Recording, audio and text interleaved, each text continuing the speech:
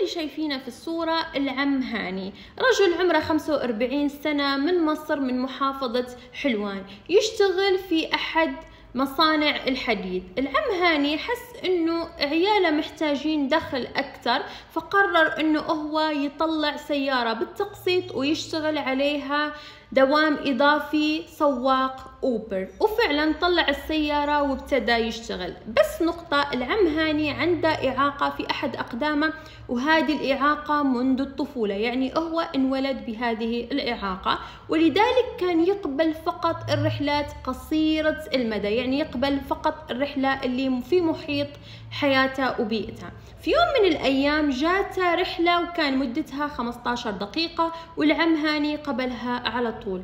راح عشان يشيل الشخص اللي طلب الرحلة، فحصل انه شاب صغير عمره في 27 ويشتغل ضابط في البحرية. حدث معاه في الطريق، حس انه شخص محترم وحبه. ضابط البحرية هذا طلب من العم هاني رقم تليفونه الشخصي، وقال له المرة الجاية اذا عندي رحلة حتصل عليك مباشرة بدون لا اسوي رحلة في التطبيق. اعتقد التطبيق بياخذ نسبة على الرحلة، يمكن عشان يعني ما ياخذون منه، فقال له انه انا حتصل عليك على طول. والعم هاني عطاه رقمه ووصله وبس. تمر الأيام وتمر الأشهر، ونجي لرابع يوم العيد الفطر هذا اللي طاف. حتبتدي قصة عم هاني مرة تانية لما بنته نشرت بوست على الفيسبوك تستنجد من الناس وتقول لهم ساعدوني أحصل بابا لأنه مختفي من ليلة العيد. طلع إنه العم هاني جاته رحلة في أوبر، وقال لهم اتصل على عياله وقال إنه أنا عندي رحلة لإسكندرية، وهذا مخالف للوضع الطبيعي لأنه عم هاني ما يقبل الرحلات الطويلة. كيف قبل رحلة لإسكندرية؟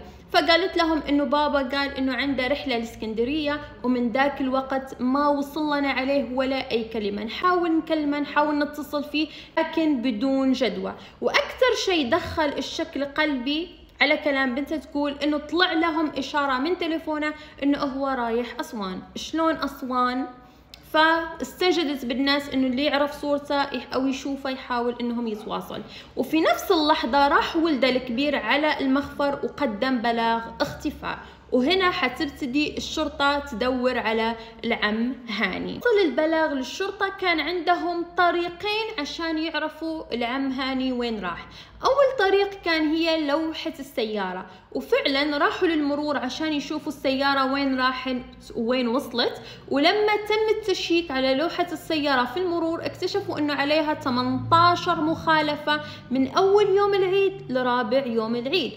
سووا زوم في المرور على اللي جالس يسوق السيارة ووروا لعياله انه هذا ابوكم، وكان رد الاطفال لا هذا مش بابا. وهني الشرطة قررت تتبع الخط الثاني واللي هو تليفون العم هاني. لما الشرطة تتبعت سير او خط رقم التليفون حصلت انه التليفون مسجل اشارة في احد المحلات.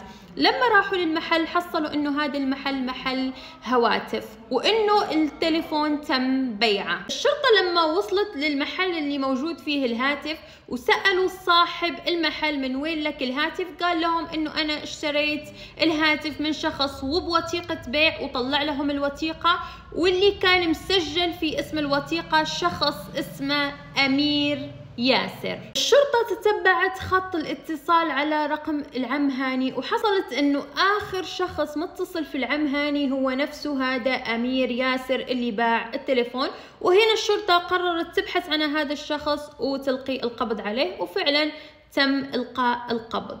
لما مسكوه وجابوه وواجهوه بالشيء اللي حاصل، قال لهم لا أنا شفته ليلة العيد وطلبت منه إنه يوصلني، وفعلا وصلني وخلاص أنا وصلت وتركته راح. لكن الشرطة واجهت أمير ياسر بصور المرور وهو نفسه اللي كان يسوق السيارة، وهنا قرر إنه يعترف لأنه خلاص لا مفر.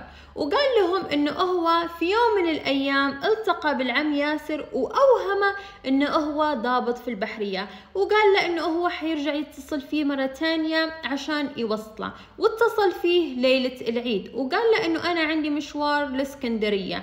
لكن العم هاني في البداية رفض المشوار وقال إنه المشوار كتير بعيد وإنه هو ما يقدر يسوق في مكان بعيد، وقال له إنه ليلة العيد ومن حلوان الإسكندرية كتير وإنه هو يبغى يعايد مع عياله. لكن أمير أقنع العم هاني إنه هو مشوار صد حياخده ويرجعه في ظرف ساعة ساعتين، وإنه هو حيعايد مع عياله وفوق كده حيكرمه مرة كويس. العم هاني فكر شوي، مع إصرار من أمير وافق، حكى إنه خلاص خلني آخذ لي مشوار رايح جاي وآخذ لي مبلغ حلو أراضي فيه عيالي بمناسبة العيد. لكن العم هاني ما كان يدري أمير وش مرتب له. لما وصل أمير والعم هاني الإسكندرية طلعوا على شقة وقال له تعال الشقة اجلس نرتاح فيها شوي وعطيني مفتاح السيارة، أنا حروح آخذ مشوار وأرجع ناخذك عشان نرجع إلى حلوان. لكن العم هاني رفض وقال له مع احترامي لك أنا ما أعرفك، وقال له أنت مو واثق فيني، أنا ضابط في البحرية.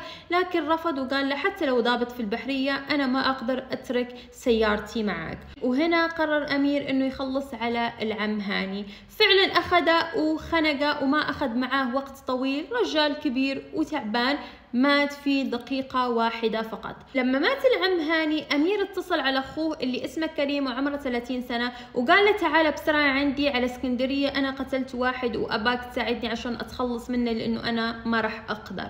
لما وصل كريم نزل أمير على السيارة، طلع من شنطة العربية الغطاء اللي بيغطون فيه السيارة، طلعوا على الشقة لفوا العم هاني وركبوه في السيارة ورجعوا فيه من اسكندرية إلى القاهرة، وعند أحد الأماكن اللي نفس جبال قاموا ورموا الجثة هو وأخوه.